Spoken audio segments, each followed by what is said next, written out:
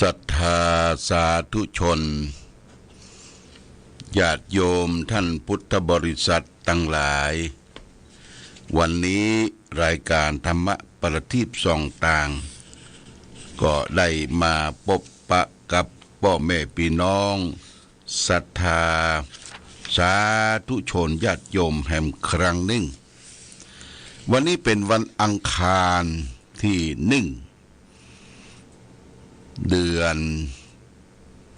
สิงหาคมเดือนตุลาคมขอโทษกันยาตุลาเดือนตุลาคมพุทธศักราช2567ซึ่งตรงกับเดือน10ใต้เดือน12เหนือแรม14ค่ำวันนี้เป็นวันแต่งวันดาวันพรุ่งนี้เป็นวันพระวันศีล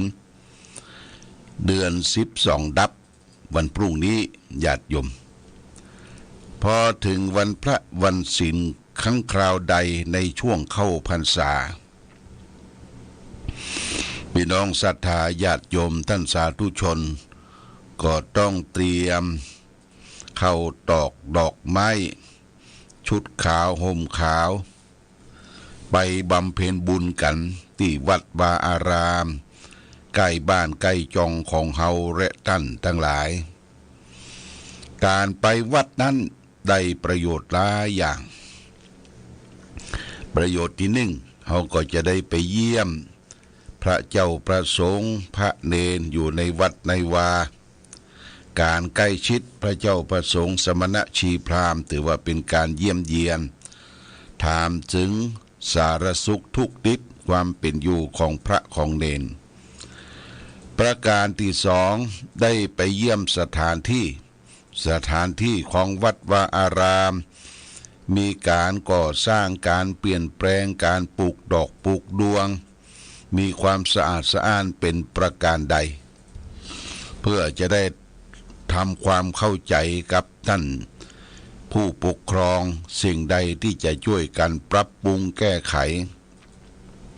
ก็ช่วยกันและบางท่านก็ยังไปแล้วก็ได้ทำประโยชน์ให้แก่ต่างวัดมีเอาไม้กวาดแข็งไม้กวาดอ่อนไปกวาดบริเวณสถานที่ลานเจดีย์วิหารศาลาบาทศาลาการประเรียนเนี่ยไปวัดอย่าดูได้จะไปนั่งรอที่จะรับศีลรับพรเต้าอันเขาก็ไปร่วมกันห้องน้ำห้องท่าสะอาดสะอ้านหรือเป็นจะได้ขาดก๊อกขาดหยังก็ช่วยบอกเจ้าอาวาสช่วยบอกพระสงฆ์องค์เนรในวัดว่าห้องน้ำบ่ค่อยสะอาดเด้อการไปใจห้องน้ำบ่ค่อยสะอาดช่วยกันดูแลพ่อกอยบางคนนี่มันบ่เข้าใจญาติโยมเธอใจห้องน้ำแล้วก็ปากันไปนะปากันไปแมวขี้กลบนะหมาขี้ตรวจไปนะแต่ว่าแมวขี้ที่ไหนมันกลบญาติโยมมันขนเอาขี้เต้าขี้อย่างกลบขี้มันอายแต่หมานี่ขี้ได้เจียวไปแต่คนเราเนี่ยถ้าถ่ายนักถ่ายเบาก็ต้องทำความสะอาดอย่าไปทิ้งความสกปรกให้แก่คนอื่นนะสร้างความเดือดร้อนให้แก่คนอื่นนี่ส่วนหนึ่งและส่วนประการต่อไปคือจะได้ไปสังคมรู้จักบักคุณกับพี่กับน้องบ้านเหนือบ้านใต้อย่างวัดบางวัดนี่กว่าจะได้ได้พบกันเมื่อมีกินมีตาลมีงานเกิดขึ้นก็จะได้ปะสังคมอู้จาทักทาปราศัยเรื่องการกินการทานเรื่องความเป็นอยู่ประการสำคัญนั่นก็คือจะได้ไปไหว้พระใส่บาตรดอกไม้ธูปเทียนและนอกจากนั้นก็จะได้รับศีลรับพรน้อมนำไปประพฤติปฏิบัติในชีวิตประจำวันของเราและท่านทั้งหลายอันนี้เป็นเรื่องปกติวันพระวันศีลในช่วงพรรษาเขาก็ไปวัดไปวากันญาติโยมไปวัดไปวาไปไหว้ไปสักการะบูชา ไหว้พระสวดมนต์กันก็จะเป็นประโยชน์แก่ตนเอง และญาติพี่น้องวงวานเดือน12จะดับวันพุธละตามกำหนดเวลาที่นักปราชญ์บัณฑิต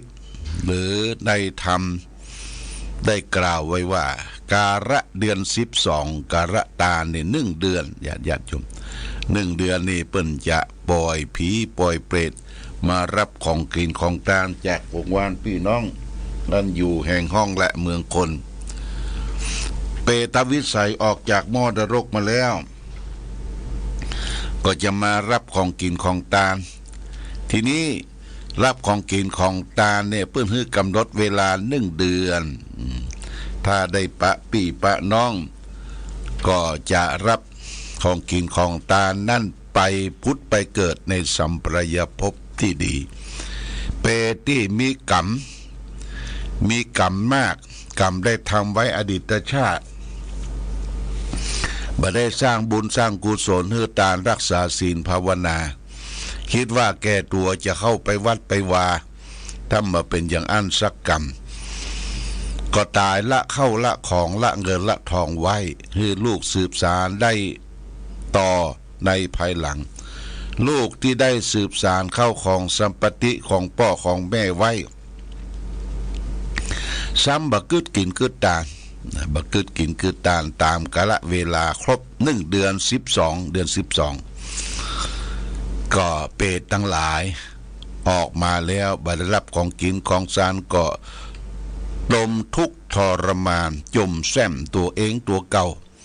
ว่าบุญน้อยชาติเกิดเป็นคนบ่ได้สร้างบุญสร้างกุศลไว้กับเปิ้นและก็ฝากเข้าของสัมปติตายละไว้ซ้ำลูกหลานล้านเด่นสัมปันทะวงศาเป็นคนอัฏฐปาลาหาพญาปัญญาบ่ได้สืบแทนเข้าของสัมปติของพ่อแม่ไว้บ่กึดกินกึดตานเนี่ยเปรตทั้งหลายก็มาจมมาแซมมาซ้ำเมื่อแก่ตัวเองและปลายบ่ปอมบ่ได้มาปะมาพบญาติพี่น้องจายมพิบาลก็จะเอาเชือกเล็กมาจักลากมัดไปสู่มรนรกอย่างเก่าเพราะฉะนั้นญาติโยมท่านสาธุชนเราและท่านทั้งหลายก็ทำตามจารีตประเพณีตามทำเปตพีชาดกได้เทศได้กล่าวไว้เราก็ได้ตานกัวเข้าขันเข้าตานสรากหากไม้ตานเทศตานทำอย่างต่างๆแก่พ่อแก่แม่แก่ญาติโหโยติกาเสร็จเรียบร้อยแล้วก็เป็นที่โล่งอกโล่งใจส่วนการไปวัดไปวานั่นก็เป็นหน้าที่ของเราชาวพุทธทุกคนที่จะไปวัดวาอารามไปใส่บาตรญาติปกฟังเทศฟังธรรมเป็นประจำทุกวันพระวันศีลถ้าวันศีลใหญ่ศีลหลวงตัวเจ้าพระสงฆ์เปิ้นก็จะไปเข้าอุโบสถไปฟังพระปาฏิโมกข์ที่อุโบสถนี่ญาติโยมท่านทั้งหลายอันนี้ก็แจ้งให้ญาติโยมท่านสาธุชนเตือนสติกันไว้เฮาจะไปกินข้าวไหตันคำว่ากินข้าวไหตันนั่นก็คือบักกินบัตตานบัตตินบักกินบัตตานบะสร้างบุญกุศลบารมีสืบต่อคือมันหมดไปมันไหเหมือนกับไหตันไหตันนี่ก็คือบะเข้าบักกินบริโภคญาติโยมนะอันนี้ก็ฝากไว้ญาติโยมท่านสาธุชนทั้งหลายได้ประพฤติปฏิบัติการรักษาศีลปั่มเพ็งเจริญสมาธิภาวนาวันนี้เป็นวันที่1นี่ก็เป็นวันความหวัง ญาติโยมความหวังของญาติโยมท่านสาธุชนก็คือทางรัฐบาลเปิ้นแปลงลอตเตอรี่มาจำหน่ายจ่ายแจกมือแก่ญาติโยมแต่ความหวังนี้จะไปหวังเกินความฝันแน่แต้บ่แป้เลขหมุนยังไม่ละกุลยังไม่ละปูนเหลือกะเตียวก้อมญาติโยม ก็ซื้อลอตเตอรี่ของรัฐบาลสักใบ2 ใบอุ่นใจไว้ฮะนะถ้ามันแม่นห่อมขึ้นมามันได้ขึ้นมามันก็โชคดีของแต่ละท่านแต่ละคนแต่บ่ได้ส่งเสริมเด้อญาติโยมบ่ได้ส่งเสริมเพื่อเล่นการพนันและลอตเตอรี่เนี่ยญาติโยมนะเปิ้นบ่ฮื้อละออนไปซื้อจำหน่ายจ่ายแจกบ่ฮื้อละออนได้รู้ว่านี่เป็นการพนันแต่เท่าที่หันน่ะละออนไปขายนี่ก็บ่ได้ญาติโยมไปขายเอาแผงห้อยคอขายให้คนนั้นนี่เอาละออนไร้เดียงสามันก็จะเริ่มต้นโอ้อันนี้คือการเสี่ยงโชคการเล่นการพนันบดีสอนเขาทำอย่างนั้นนะญาติโยมเป็นการ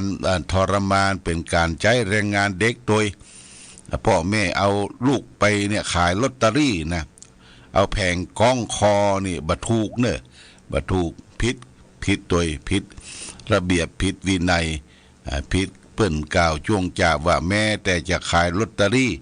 ใกล้ๆโรงเรียนใกล้ๆสถานที่ศึกษาเปิ้นก็ห้ามขายในสถานที่การศึกษาวัดวาอารามเปิ้นก็ห้ามไปขายเนี่ยญาติโยมเป็นการส่งเสริมมือเสี่ยงโชคอันนี้ฝากไว้วันนี้เอาธรรมะมาฝาก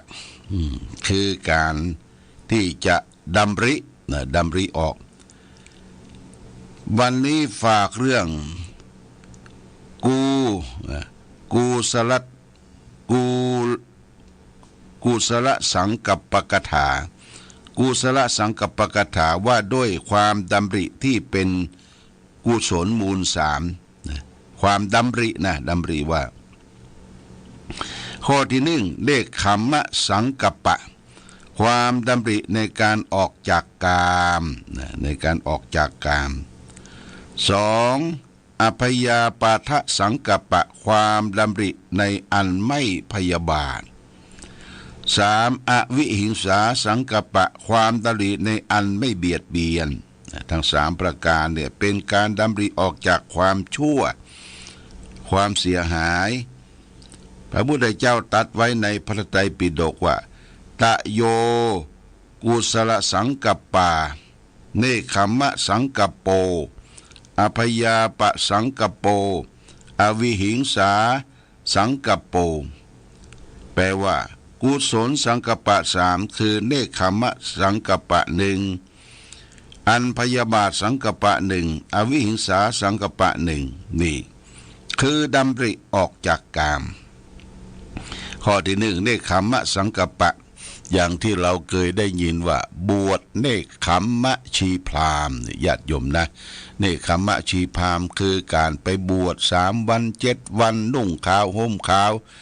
ในเทศกาลวันพ่อวันแม่แห่งชาติในวันสำคัญในทางพระพุทธศาสนาที่เอาไปรวมกันบวชนุ่งขาวห่มขาวนั่นก็เนคขมมะเนี่ยคือความดำริในการจะออกจากกามนี่ก็คือกามคุณ5ออกจากรูปเสียงกลิ่นรสโผฏฐัพพะที่เราติดข้องอยู่ในการดำเนินชีวิตเพื่อให้จิตใจเฮาสงบเยือกเย็นนี่คือดำริออกจากกามไปตัดความเป็นห่วงเป็นบ่วงอย่างสัก3 วัน 5 วัน 7 วันในวัดวาอารามที่เปิ้นได้ชักนำพาไปประพฤติปฏิบัตินุ่งขาวห่มขาวดำริออกจากกามนั้น2อภยาปาทะสังกัปปะความดำริในการไม่พยาบาทจิตใจเฮานี่มันมีอยู่อย่างหนึ่งคือมักคิดพยาบาทจังคนนั่นจังคนนี้อาฆาตคนนั่นคนนี้มันบ่ถูกหูบ่ถูกตาเนี่ยมันมักหมมเป็นเศร้าหมองอยู่ในจิตในใจแรงของความพยาบาทเนี่ยญาติโยมเพราะฉะนั้นจิตใจเฮาเนี่ยถ้ามีแรงของพยาบาทแรงของความโลภแรงของความโกรธอยู่ในจิตใหญ่ๆคนนั้นจะบ่มีความสุขมันหวาดระแวงมันตื่นเต้นอยู่ในจิตในใจอยู่ตลอดเวลาคนที่มีความสุขใจนั่นก็คือคนที่เยือกเย็นสุขุมคัมภีรภาพ ดำเนินชีวิตด้วยความสุขสงบเย็นนี่คือความสุขคือดำริออกจากการบัชบายบาทแล้วข้อ3อวิหิงสาสังกัปปะความดำริในอันไม่เบียดเบียนความดำริในอันไม่เบียดเบียนคือไม่เบียดเบียนสัตว์เล็กสัตว์น้อยสัตว์ที่มีชีวิตอินทรีย์แม้แต่สัตว์ที่ประเสริฐมนุษย์โลกเราอยู่ร่วมกันจะไปเบียดเบียนกันอย่างในตึงวันเนี่ยญาติโยมโรคร้อนนะโลกมันร้อนมีสงครามเกิดขึ้นตะวันออกกลางต่างยุโรปก็มีตะวันออกกลางก็มีรบราฆ่าฟันใจอาวุธประหัตประหารใจโดรนเนี่ยคือเครื่องบินน้อยเนี่ยบินไปถล่มกันนะบินไปตะค้นหาความสุขบ่ได้ญาติโยมเกิดสงครามต้องหนีภัยสงครามต้องล้มตายหายจากบ้านเมืองล้มละลีละนาดตึกรามบ้านช่องพังละลีละนาดนี่คือการเกิดจากสงครามตีแย่งชิงเอาตี้เอาแดนเอาแห่งเอาโหนยิ่งแย่งชิงเอาทรัพย์สมบัติของโลกแย่งบ่อน้ำมันคือแร่ธาตุต่างๆเนี่ยแย่งชิงกันแล้วก็แม้แต่คนก็ต้องแย่งชิงเอาคนที่มีความรู้ความสามารถมาอยู่กับฝั่งตนเนี่ยเกิดสงครามเกิดขึ้นก็หาความเป็นปกติสุขไม่นี่ญาติโยมนะนี่โลกมันเดือดร้อนเมื่อโลกเดือดร้อนแล้วก็สิ่งที่จะทำให้โลกสงบเย็นก็คือหลีกเว้นพยายามออกจากความโลภความโกรธความหลงทั้งหลายได้เข้าใจในหลักธรรมได้เข้าใจในการดำเนินชีวิตว่าชีวิตของเฮาที่เกิดมาเนี่ยญาติโยมมันบะเตี้ยงบะแต้บะแน่มานอนมันลัดมือเดียวคำว่าลัดมือเดียวเนี่ยมันประเดียวประดาวคนเฮาก็ต้องล้มหายตายจากไปทิ้งความอะไรไว้กับโลกบางคนก็ตายไปก็ผู้คนอยู่ตั้งหลังก็เสียดายกำกึดกำอ่านเสียดายความรู้เสียดายความสามารถที่เปิ้นอยู่ในโลกใบนี้อยู่ในสังคมใบนี้บ่ควรที่จะลาละดับขันตายจากไปแต่นั่นแหละญาติโยมเขาจะบังคับบัญชาบ่คือการเกิดการแก่กรรมเจ็ดกรรมตายเกิดขึ้นบ่ได้บางคนก็รับ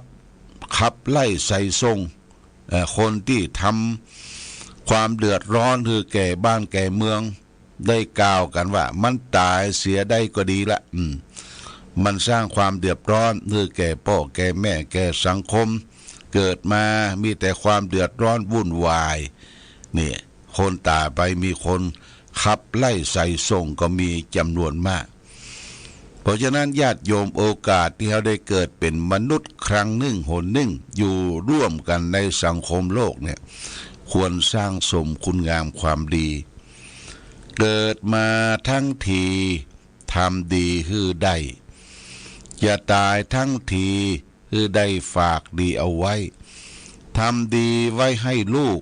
ทำถูกไว้ให้หลานทำความชื่นบานไว้กับประเทศชาติบ้านเมืองของเรานั่นคือคุณงามความดีความดีอยู่ที่การกระทำกายเรียกว่ากายกรรมดีกระทำตั้งใจเรียกว่าวจีกรรมดีกระทำตั้งวาจาเรียกว่าวจีกรรมดีกระทำตั้งใจเรียกว่ามโนกรรมดีกายกรรม3วจีกรรม4มโนกรรม3นี่คือทำแต่จริงๆอย่าไปอู้บ่ได้ญาติโยมกายกรรม3คือการประพฤติผิดทางกายบ่ฆ่าสัตว์ตัดชีวิตบ่ลักเล็กขโมยน้อยบ่ยิบฉวยโลภอำของคนอื่นบ่ประพฤติผิดในกามที่รักษามีเมียแปลงของคนอื่นเขานี่กายกรรม3ทางสุจริตวจีกรรม4ทางสุจริตคือบ่เป็นคนพูดเท็จพูดส่อเสียดพูดคำหยาบพูดเพ้อเจ้อเหลวไหลไร้สาระคือเป็นคนที่ พูดดีทำดีคิดดีเนี่ยญาติโยมวจีกรรม4เนี่ยไม่พูดเท็จไม่พูดส่อเสียดไม่พูดคำหยาบไม่พูดเพ้อเจ้อเดี๋ยวไรไร้สาระอันนี้ส่วนทางวาจากัสหับทางความชั่วทางวาจาทางจิตใจนี่ก็สำคัญบักคิดโลภอยากได้ของคนอื่นเขาบักคิดพยาบาทปองร้ายเขาคนอื่นเขาและเห็นชอบไปตามทำนองครองธรรมก็เห็นว่าทำดีได้ดีทำชั่วได้ชั่วญาติโยมท่านสาธุชนทั้งหลายบางคนอาจจะคิดก้อมคิดสั้นในใจว่าทำดีได้ดีมีที่ไหนทำชั่วได้ดีมีถมไปอันนี้เป็นคนคิดก้อมคิดตึกนะคำสอนของพระพุทธเจ้าทำดีย่อมได้ดีได้ที่ไหนคือได้ที่ใจก่อนญาติโยมเมื่อใจดีและทุกสิ่งทุกอย่างการกระทำก็ดีการคิดการอ่านทุกอย่างเป็นเรื่องของความดีทำดีได้ดีแต่ถึงวันเราไปคิดว่าคนทำร้ายทำชั่วทำขาดค้าขายของผิดกฎหมายกฎหมายบ้างกฎหมายเมืองค้าขายสัตราอาวุธครับขายยาพิษงวนสารค้าขายตั้งหลายตั้งปวงในเปิ้นอย่างมาร่ำมาโรยเป็นความดีเฮาไปเอาความร่ำความโรยเป็นความดีบ่ได้ญาติโยมนั้นผิดหลักคำสอนในทางพระพุทธศาสนาอย่าไปคอยเปิ้นอย่าไปอิจฉาเปิ้นนะบางทีเปิ้นได้สิ่งนั้นมาอาจจะนอนบัดรับเหมือนกับเฮาก็ได้นอนบัดรับต้องตื่นภาวะต้องกลัวถูกจับถูกยับกลัวการยึดทรัพย์ยึดเข้ายึดของตั้งหลายตั้งปวง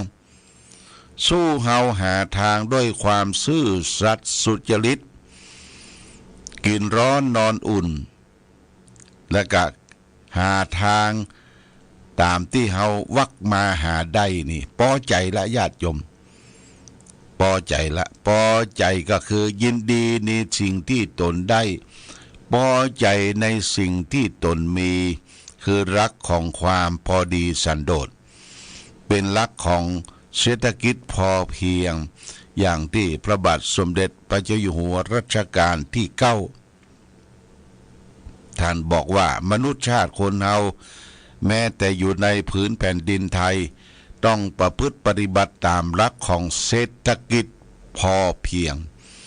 ยินดีในสิ่งที่ตนได้พอใจในสิ่งที่ตนมีนำมาให้ความสุขความเจริญความรุ่งเรืองเพื่อจะทำให้ชีวิตเฮาอยู่ดีกินดีอยู่แต่พอดีกินแต่พอดีใจแต่พอดีอย่างนี้เป็นต้นอาละฝากหลักธรรมคำสอนขององค์พระชินวรสัมมาสัมพุทธเจ้าวันนี้เป็นวันที่1วันพรุ่งนี้วันที่2เป็นวันพระวันศีลวันพระวันศีลเป็นวันเดือน12ดับญาติโยมจาก12ดับก็จะเป็นเดือนเกียงละเดือนเกียงขึ้น15ค่ำก็จะเป็นวันออกพรรษาละญาติโยมออกพรรษาลาพระเจ้าแล้วก็จะมีงานใหญ่เนี่ย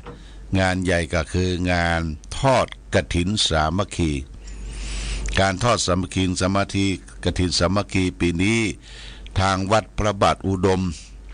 ก็จะทอดในวันที่23 ตุลาคมปีนี้ได้มีการประสานงานได้รับผ้าประทานจากองค์สมสวรีซึ่งเป็นพระราชวรชายาของพระบาทสมเด็จพระเจ้าอยู่หัวรัชกาลที่10พระองค์สมท่านประทานผ้าเนื่อแก่มอมน้องของเปิ้ลแล้วก็จะได้นำผ้ามาทอดณที่วัดพระพุทธบาทอุดมเพราะฉะนั้นญาติโยมก็จะได้ร่วมด้วยช่วยกันหม่อมพึ่งจะได้ร่วมด้วยช่วยกันในการทำบุญทอดกฐินปัจจัยทั้งหลายทั้งปวงนั้นก็จะได้นำมาสร้างแปลงที่ประทับขององค์พระเจ้าตากสินกับพระเจ้า พันนเรศวรมหาราชซึ่งทั้งสองพระองค์น่ะตั้งแต่งงานประทับแล้วยังบ่เรียบร้อยดีเด้อจะได้จิตกระจกติดประตูติดยังให้ท่านได้อยู่อย่างสบายๆเพื่อป้องกันเหตุเพศภัยแก่วัดวาอารามพี่น้องประชาชนที่ได้กราบไปไหว้ไปสาสักการะบูชาที่บนสำนักปฏิบัติธรรมเนี่ยแจ้งญาติโยมทั้งหลายเป็นฐานเบื้องต้นก่อนโมทนาสาธุกับทุกท่านมาในโอกาสนี้วันนี้รายการธรรมะประทีปส่องต่างต้องขอลาก่อนขอผู้ฟังจงตั้งมั่นจิตหันษาโดยธรรมะขององค์พระพุทธาได้นำพาให้เกิดความสุขสงบเย็นขอเจริญพร